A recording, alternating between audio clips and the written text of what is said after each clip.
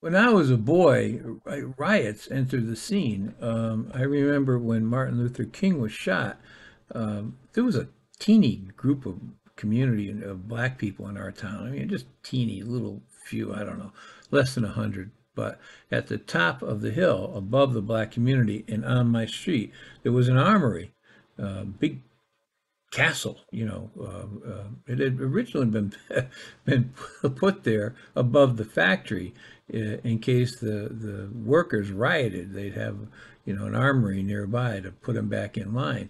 So the National Guard met there, and it was kind of exciting when you're a little kid. We'd sit on our wall and see all these young men in their uniform zipping down the street. Sometimes four or five in a car, and then they'd all gather and they'd get in line or whatever it was, and we'd go stand outside the door and they'd pull out in these army trucks, all kinds of army trucks. I don't know where they went, but it was something new. And the thing is, when Martin Luther King, Dr. King, was shot, I think certainly in our town, and I think all over America, people just expected race riots. And there were in some places, not in our town, certainly. And there may have been some in Connecticut. I'm not aware of it. I guess I should look. But riots were just became a part of the scene. It was weird. Um, and you read about it a lot, and there seemed to have been riots over just about every damn thing, really. And then on May Day, 1970, I was 15 years old. We heard there was going to be a anti-war thing in New Haven on the Green. A green is in little towns, well, actually in big towns in New Haven. Greens were built by the Pilgrims, and it's the center of town. It's like a park, a gathering place. They're going to be down on the Green, and supposedly there's going to be something like 25, 30,000 people. I don't think you could fit that many people on the Green, so I'd like to know who was in charge of counting that number. But so I went down and wandered around, fully expecting a riot, really, but there was no riot. Um, I should tell you, the world I grew up in, I knew the cops. So a lot of the cops lived in our town or in the little towns outside New Haven, and then came into New Haven. It was cheaper to live where we lived, less expensive to live where we lived. And they just didn't want to live in the city. And the National Guard guys, I knew some of them. So I just felt that on one side of the line, were my guys, the working class people. On the other side were just a scale up. Granted, it was in New Haven, and Yale University is there, and Yale students, I think, played a large part in it. So there is that. Another person I got to know was some of the sheriffs. The foster home I was in, the guy ran an Alcoholics Anonymous thing, and they had something called McNamara's Band, and these guys were all New Haven County sheriffs. There was McAvoy, of course. There was another guy, Bill, I can't remember his name, McAvoy, I guess it was, and he was, boy, he had been a real live 100% gangster down in New York. And he had done time in Sing Sing. He robbed a bank.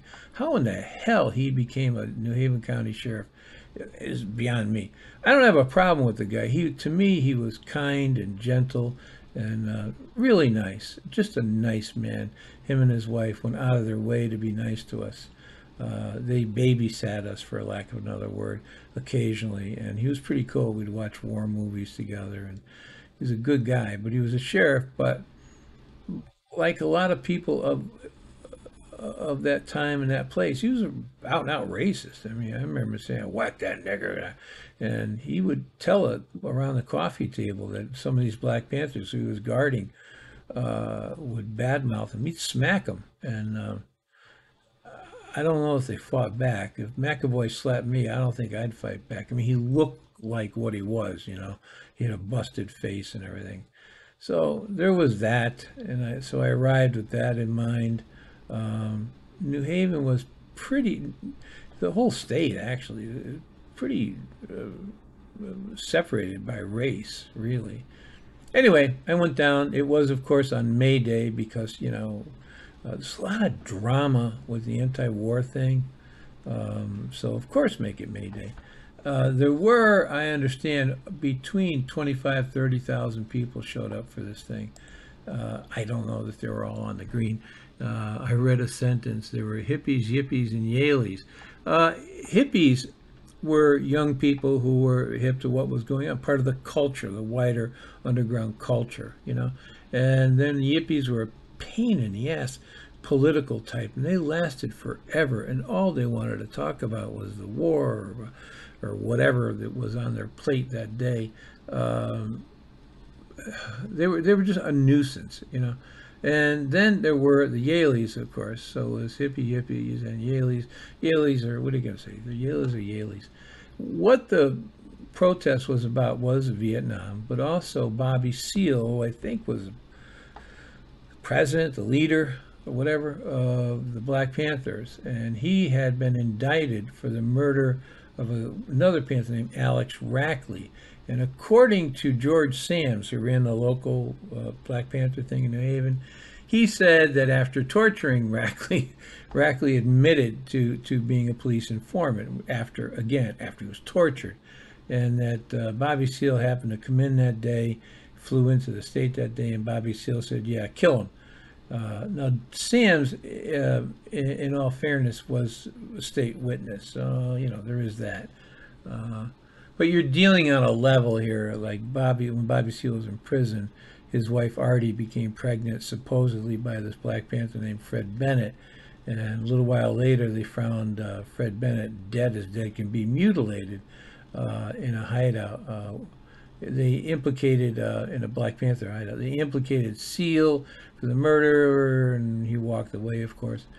Anyway, what I thought was going to be a riot wasn't, because from what I've read, Kingman Brewster, who was the president of Yale University, you have to understand Yale University is the major industry in New Haven, major employer. It's a big deal. So Kingman Brewster called in Abby Hoffman and Jerry Rubin, two guys. I read their book. I thought they were so cool. I have one of them on a poster in my room. Now I look back, they were just obnoxious. And one of them was a certified nut, you know, lunatic.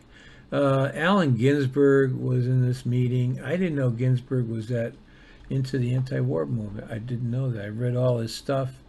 Supermarket in San Diego, is that the name of that poem? And Bill Kunstler, who lived outside New Haven, and I met, you know, when I was a little boy. He was over to our house buying antiques, or I don't know why he was there, but he had long hair. And he was older at that point when he came to my house. This would be like in the earliest mid-60s or something.